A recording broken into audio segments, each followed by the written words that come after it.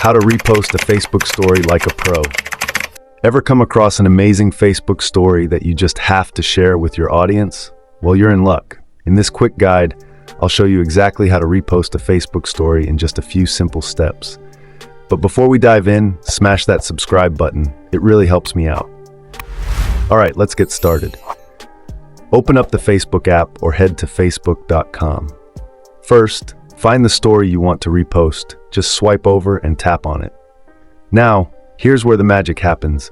Look for the plus button at the bottom left and tap it.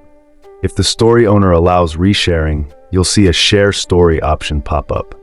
Keep in mind, not all stories are shareable. It all depends on the creator's privacy settings.